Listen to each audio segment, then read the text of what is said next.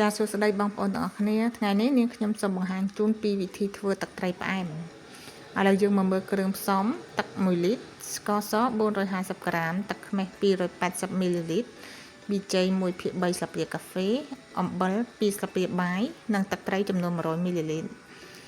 ឥឡូវយើងមកចាប់ផ្ដើមធ្វើទាំងអស់គ្នាជាដំបូងខ្ញុំសូមកំលោចស្ករបន្តិចដើម្បីយកពណ៌ទឹកត្រីយើងណា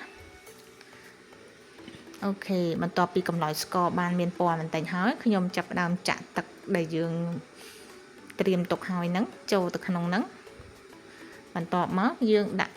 ជាមួយគ្រឿងផ្សំរបស់យើងដែលមានរាយនាមខាងលើទាំងអស់ចូលណា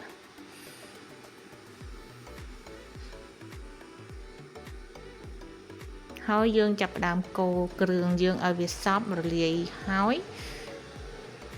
យើងដាំវាឲ្យពុះពេលដែលពុះហើយនាងខ្ញុំបិទភ្លើងដើម្បីឲ្យទឹកត្រីយើងត្រជាក់ពេលទឹកត្រីយើងត្រជាក់ល្អហើយខ្ញុំចាប់ដើមច្រកចូលក្នុងដបកែវបែបហ្នឹងហើយដើម្បីបន្ថែមភាពឈ្ងុយខ្ញុំចិញ្ច្រាំខ្ទឹមសយើងដាក់បន្តិចចូលទៅហើយទឹកត្រីនេះទៀតសោតគឺយើងអាចទុកញ៉ាំបានរាប់ខែណោះបើសិនជាយើងដាក់ក្នុងទូទឹកកកអីអញ្ចឹងណាចានៅពេលដែលយើងចង់ញ៉ាំភ្លាមៗក៏បានដែរយើងបន្ថែមជាមួយនឹងខ្ទឹមសចិញ្ច្រាំខ្ទឹមក្រហមចិញ្ច្រាំឬក៏យើងហាន់ស្ដាងបែបហ្នឹងដាក់ការ៉ុតបន្តិចទៅម្ទេសបន្តិចទៅហើយរសជាតិទៀតសោតយើងអាចថែមថយតាមចំណង់ចំណូលចិត្តយើងបាន